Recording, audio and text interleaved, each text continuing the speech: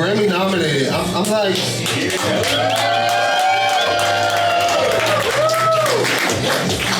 these are all side missions, man. Like, I honestly just wanted to be good enough at my craft to where I can be disruptive with the way I approach music and the way that, you know, I manipulate the textures of sound and sonics that we expect. There's so many fantastic electronic producers and even sample-based producers. My route is to distress sound and be disruptive.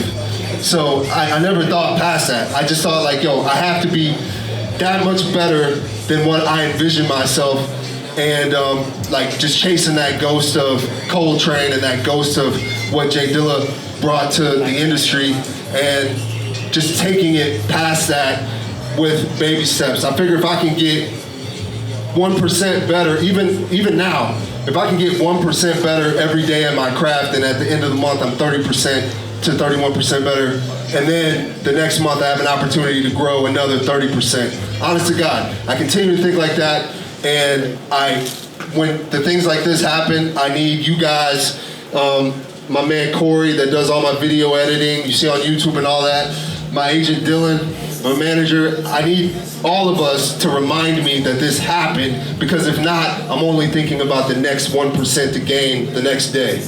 So I wanted to take some time here with y'all to be joyful with you guys in this moment. Oh, woo!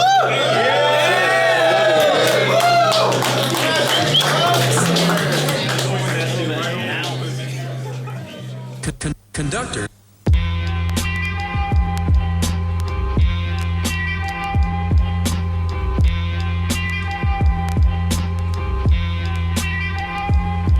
Hey yo, what you after? The Honda or the AMG? Sideline the major league, stand for nothing to play for keeps. Thank God, hear loud and clear when you pray for peace. Or are you just a piece of prey for the predator in the streets? Better think about it. Is the glass half empty or half full enough to get a drink about it? Few questions that I needed answered. I need mounts of millions in my account. Fuck tricking on a dancer. I know niggas don't want no smoke. This shit cause cancer. We living life in a scope. Everything on the camera. I kept it low, stashed the hammer in a clothes hamper. Catch a lick, book a Vic, make him put his hands up. Know the procedure, when the pocket's empty in the fridge, got no food, crime the only thing to feed you. I get mine, not a lost nigga that follow leaders. I use the truth to smack the shit out of non-believer. Trial and error experience, my only teacher. All you motherfuckers getting weaker. You niggas wash. Some niggas stand for nothing, some die for $1. Some niggas bang, others running power. Some want the power, the others are overdose on powder. Get yours, we got the same 24 hours. Don't spend all your days smoking the sour. Getting high like pass you by while we raking $1,000. Should've add the mills, blow the deals, we hate that he styling. You niggas washed, in between us is a blatant imbalance. All hustle ain't just gonna make it with talent. It's God shit, art mixed with hardship. Dark New York balance, motherfucker. But it's a balance. If there's an accident. Conductor, we have a problem. Here we are, Russ, Ecstasy, Conductor, We Have a Problem 3. Russ is an artist that I always wanted to work with, always been a fan of him.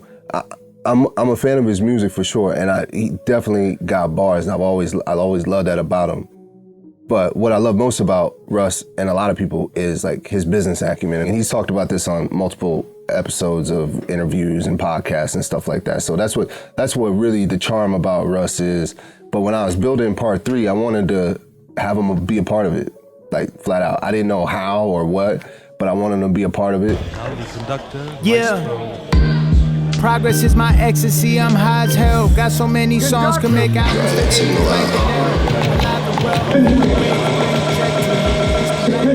Such a prices on the menu. I'm feeling like Deadpool. I became my hero.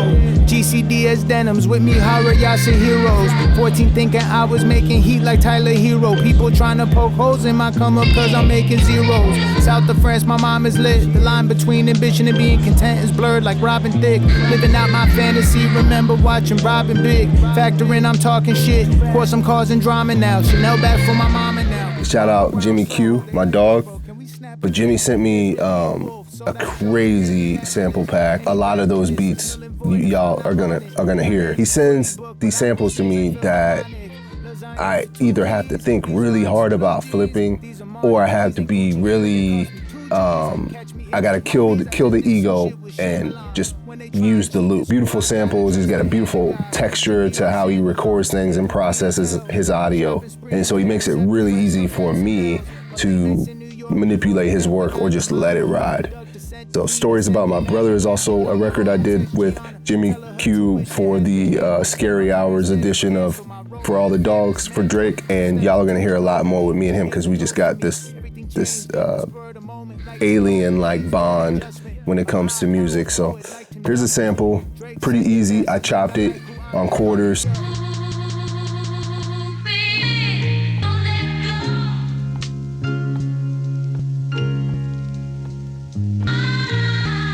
So those are all of the samples. And I tried playing them backwards.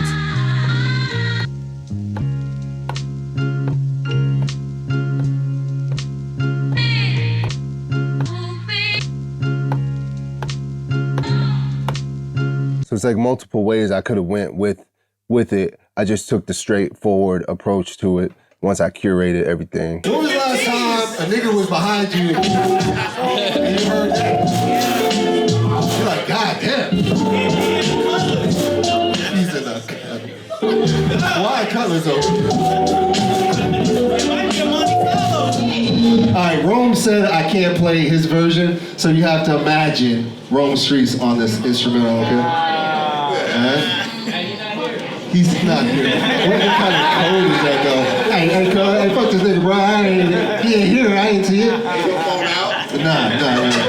You have to use your imagination, alright? Your imagination. So there's insults. Y'all niggas trash first. You know, what the fuck? You gotta imagine. You have to imagine these things, right? Let's just have a moment and imagine being insulted by Rome Streetz, which is crazy, by the way. But it's the best. It's the best thing.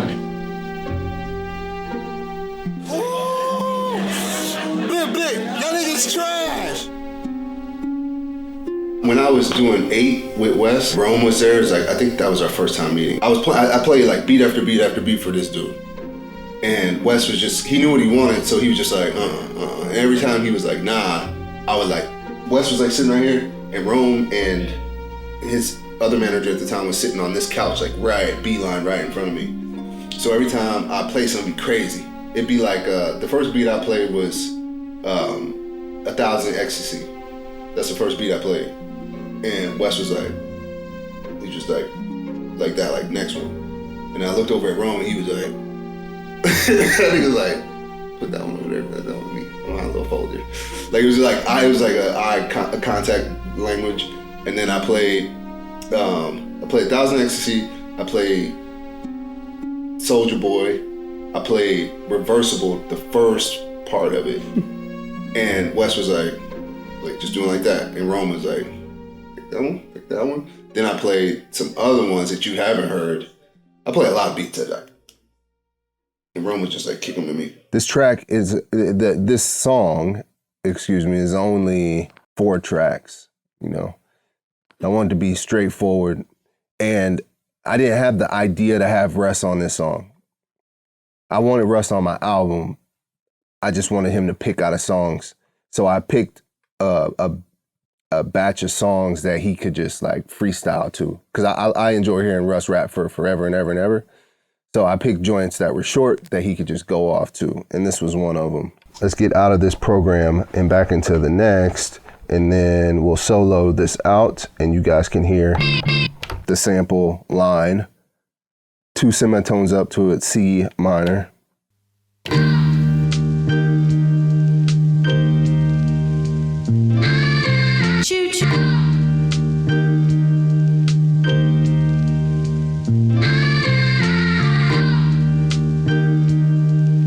One sequence, 8 bars for the loop. So 7 to a turnaround, basically, which is about standard. 7 to a turnaround, 6 to a turnaround, just depends on how long the turnaround is. Rest in peace, Virgil. Shout out Westside Gum for just being one of the realest people in this industry that I'm glad I entered this industry with Griselda, because if I didn't, it's like there's so much fuckery and there's so much slime. But between the core of what Wes built, I'm safe. Like anytime something happened, I'm safe. If a nigga used the beat and he didn't pay for the beat, Wes and the team figure it out, and I'm safe. So so shout out Griselda. Make some noise for Griselda. West Side.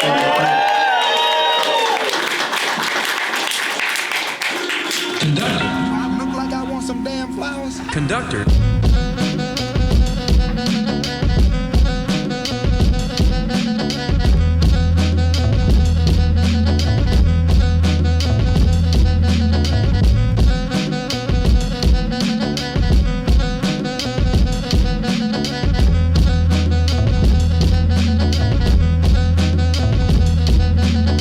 So I did that, and after that, I used the kick to beef it up.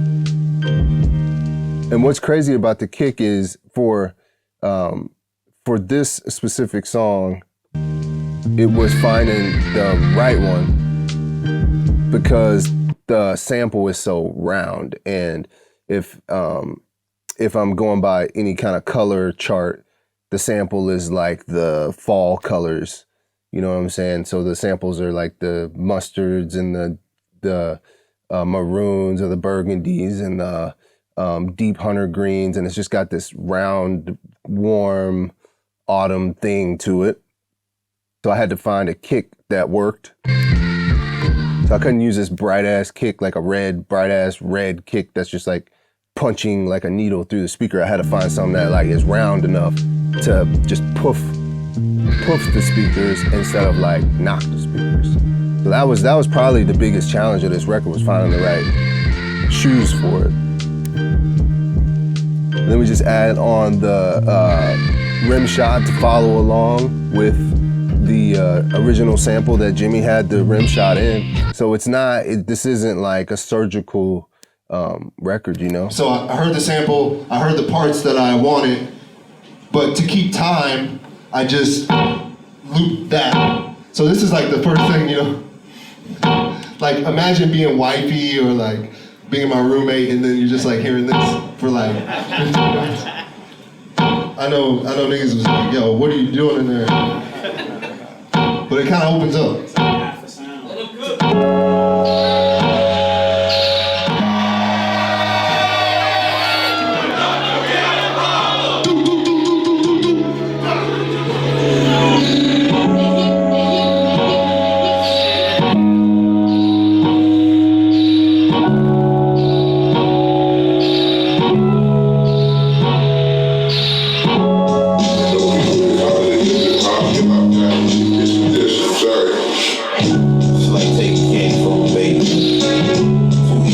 As the course of my career is like panning out, the more and more I realized that before my breakthrough into the music industry, I was fascinated with things that really truly don't matter to the listener. And I'm glad that I was on that, because it made me a better producer and I was more technical and I was like more sound and finding the perfect hi-hats and truncating them perfect and all of these things, like just trying to like make like the perfect like, you know, hair shape up cut for a beat. But as my career goes, I realized, you know, this shit just gotta jam. You know, end of the day, you gotta know how to source your material, but it's gotta jam. And if you can get out of the way of the record jamming and the artist having space to make it jam, it's like a very ego-centric driven business, especially, or profession rather, as a producer, because you want people to hear the beats. You want people to be wild, you know, especially your peers, you know what I'm saying? You want them to be like flipping out, like I can't believe it, you know? And I think everyone wants that, even on the rap side of things. But as the producer, my school of thought is to provide the best experience for your client, the artist, to be the best possible artist they can be and write the best songs that they can. So if that make me using the loop chop straightforward to get out the way so that Russ can add the harmonies that he did and the little singing that he did. If I load this shit up with strings and try to make it a movie, then maybe he doesn't find that little vocal run that he has on the back end of the song. as the song trails out. So that's kind of how I work. I kind of reverse engineer the idea of the song being good. And I think about what it takes to get it there in that way. Instead of sitting down to be like, this is a banger, I almost think about how can I get them in position. Once I get them in position, to make that, then we go back in and in post, we make the record like go crazy, you know what I'm saying? So shout out Russ, great business person, controls his team, great experience working with him for the first time. Everything went smooth. Shout out Jimmy Q. Shout out y'all for listening to this Conductor We Have a Problem Part 3, man. We all tapped in. These shits is fun. This is easy, man. You know what I mean? Doing this and rocking with y'all. But it's how I made Ecstasy for Russ, for my album, Conductor We Have a Problem 3. That's all I got, man. Till next time, Conductor, out. Conductor, we have a problem.